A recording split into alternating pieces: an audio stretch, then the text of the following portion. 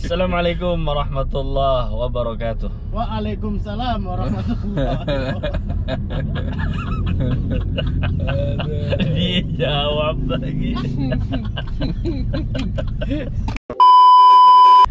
Assalamualaikum warahmatullahi wabarakatuh. Alhamdulillah kita kembali lagi bersama Three Arabians Brothers. Ini kita lagi di jalan nih. Insya Allah kita mau ke kebun teh.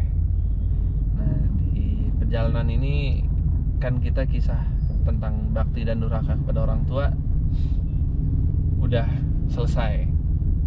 Sekarang ada lagi bonus satu kisah yang Masya Allah, kisahnya ini tentang ibu orang tua kita, seorang anak muda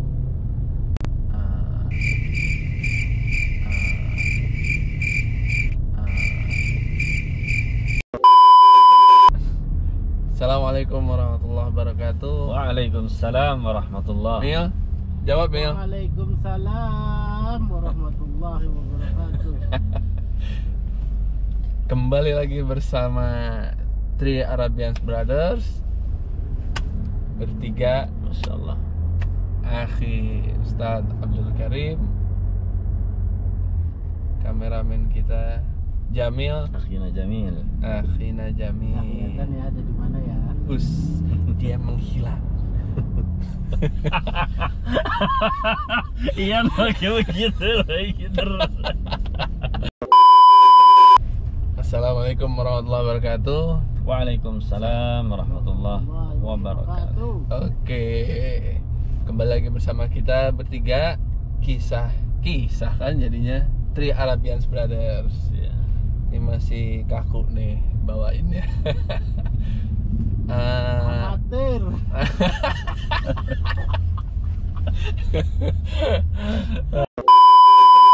Jangan kemana-mana. Jangan lupa tuh yang itu tuh ceritanya, subscribe. Aduh, komen juga sekalian.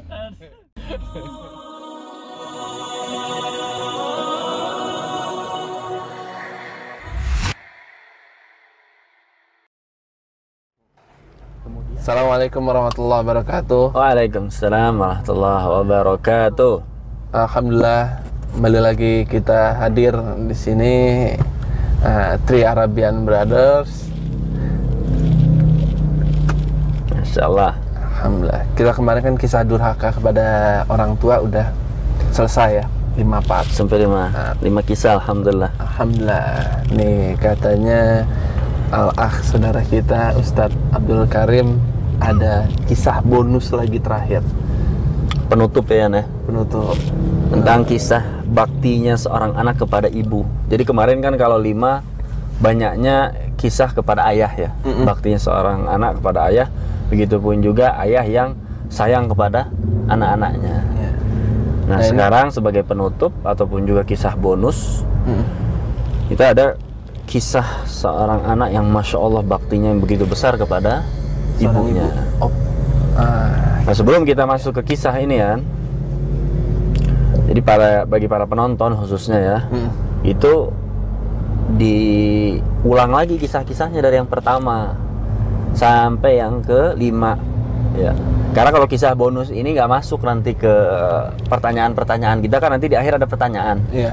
Kalau pertanyaan-pertanyaan itu hanya yang 5 kisah aja. Nah, jadi yang nanti kita kasih pertanyaan itu 5 kisah ini kan, 5 kisah yang udah dibawakan. Kalau yang kisah bonus ini hanya tambahan wawasan aja, agar kita bisa semakin bakti kepada kedua orang tua.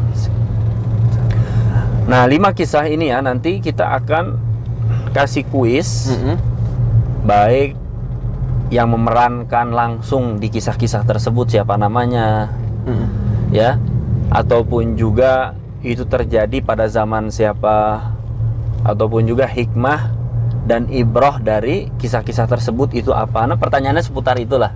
Oke. Bagi para penonton ataupun juga para hadirin ya yang menyimak kisah-kisah tersebut, bisa nanti langsung menjawabnya di video yang ini. Ya, jadi bukan di video yang Yang sana pertama, ya, kedua, ketiga, keempat, kelima enggak, tapi di video yang Oke. sekarang ini nih. Di sini ya. Ya, Jangan lupa dijawab komennya. nanti komen-komen karena di akhir kisah yang bonus ini itu pertanyaan-pertanyaannya Yan. Jadi langsung dijawab aja di komen. Bagi yang bisa jawab, hadiahnya Masya Allah bermanfaat semua Yan. Insya Allah. Ya, yaitu 6 buku yang kita Yang akan di- kasih. Kisah. 6 buku ini buat satu orang. Jadi hadiahnya hanya buat satu orang aja. Jadi kita kasih 6 buku dan yang paling penting dari 6 buku ini ada buku Ibumu, Ibumu, Ibumu tentang bagaimana kita bakti atau kiat-kiat lah agar kita bisa berbakti kepada orang tua kita insya Allah.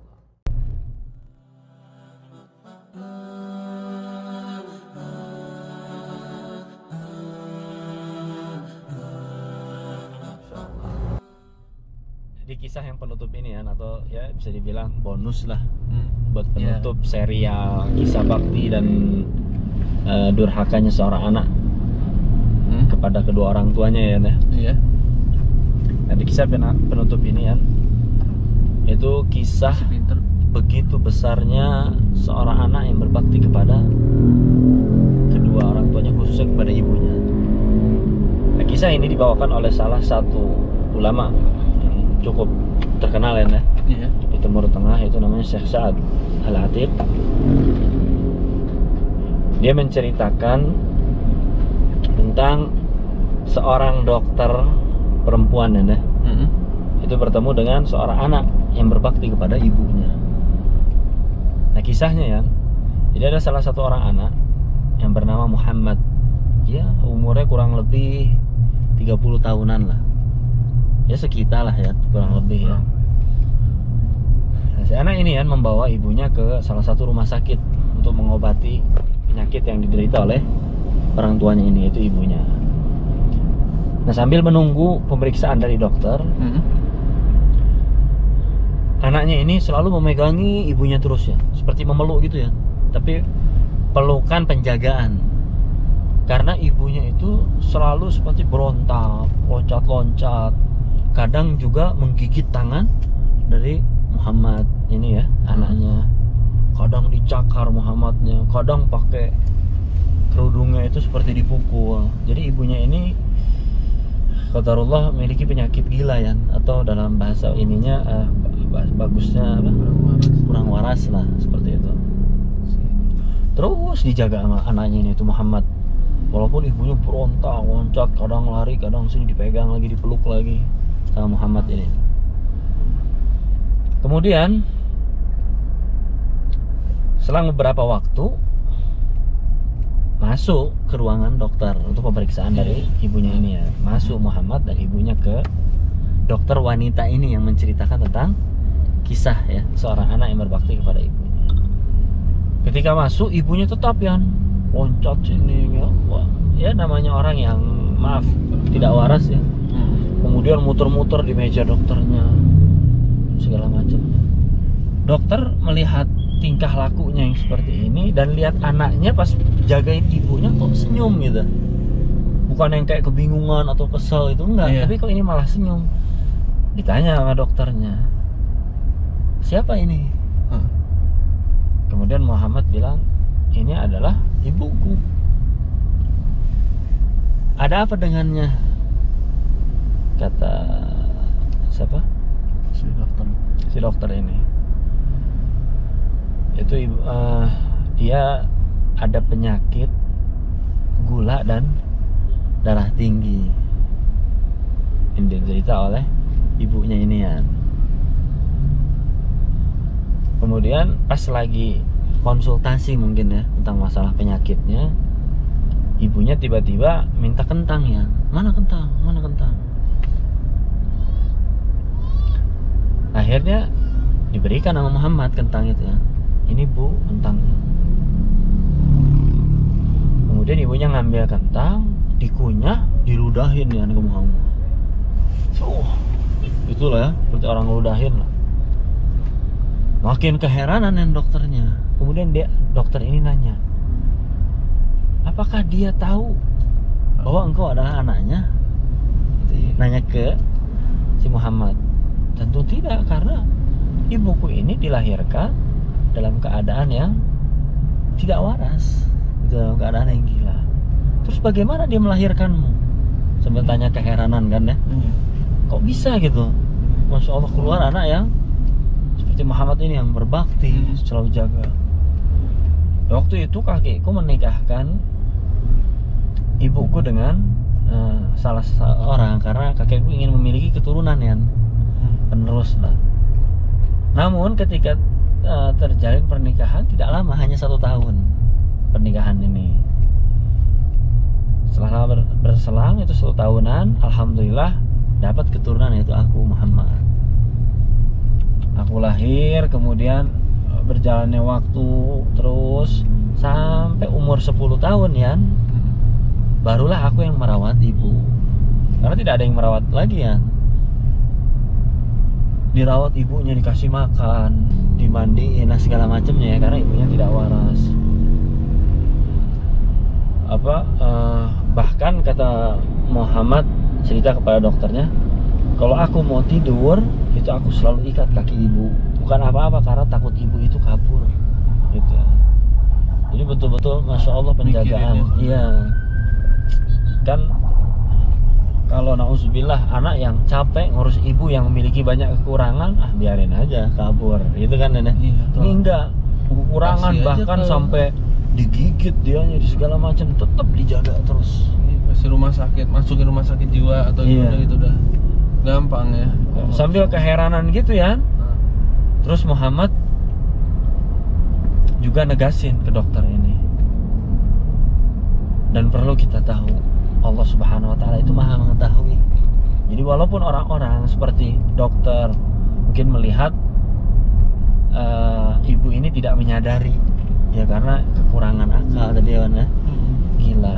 Mungkin ibu tidak menyadari aku ini anaknya, tapi Allah Subhanahu wa Ta'ala mengetahui bahwa aku ini memang anak dari ibuku ini, sehingga aku akan terus dan terus berbakti kepadanya. Subhanallah, kata anak ini Muhammad ya. Lagi berbicara seperti itu ya, tiba-tiba si ibu ini kembali berbicara ya, sambil melihat salah satu layar yang ada di kamar dokter tersebut. Engkau berbohong, kata ibu. Katanya engkau mau ajak aku ke Mekah, tahu gitu ya? Karena melihat ada gambar Ka'bah mungkin ya di monitor atau di layar kaca yang ada di mana? Di dalam ruangan tersebut. Engkau berbohong. Kau katanya mau ajak ibu ke Mekah atau mau umroh. Kemudian kata anak ini, iya ibu, insya Allah hari Kamis ini kita akan umroh bersama, atau akan berangkat ke kota Mekah, insya Allah. Dokter ini lagi-lagi keheranan ya dengan tingkah laku anak ini yang sangat Masya Allah kepada siapa? Kepada ibunya ya, sambil nanya keheranan. Bukankah orang yang memiliki uzur seperti ini atau kekurangan akal ya, nah? Itu jatuh hukuman kepadanya, maksudnya nggak apa-apa gitu, dia nggak melakukan umroh. Jatuh tuh jadi nggak ada kewajiban. Iya. Ada. Jadi hatta tidak melakukan pun tidak apa-apa gitu. Sholat tapi juga nggak ada masalah. Gitu. Nggak ada masalah. Yang terpenting kalau emang masih bisa dituntun ya dituntun lah semaksimal mungkin. Kemudian apa yang dijawab sama anaknya ya? Ketika dokter tersebut bilang bahwa sudah tidak ada hukuman baginya karena dalam keadaan yang kurang waras ya. Muhammad jawab, aku tidak pernah dan tidak ingin mengecewakan ibuku.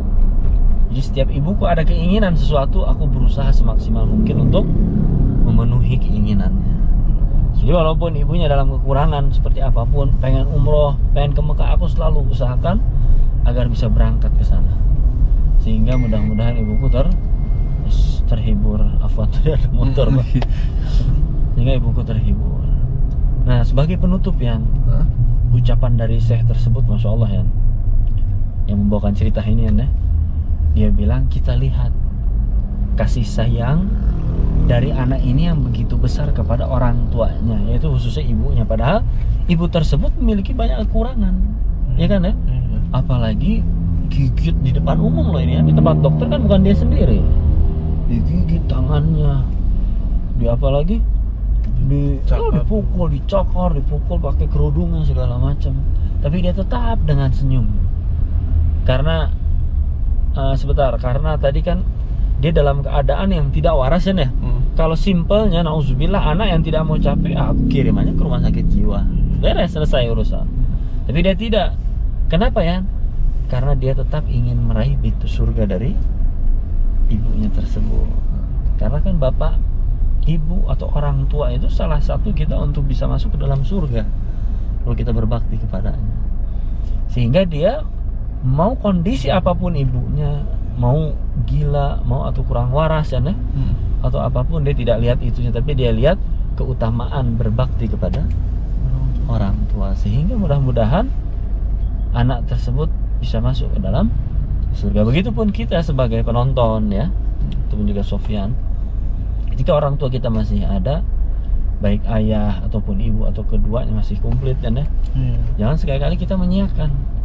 Bahkan Rasulullah SAW mengatakan sangat keras bagi orang yang menyia-nyiakan pintu surga itu orang tuanya masih hidup, tapi kita tidak bisa mendapatkan keutamaan tersebut. Jadi kita berbuat durhaka ya.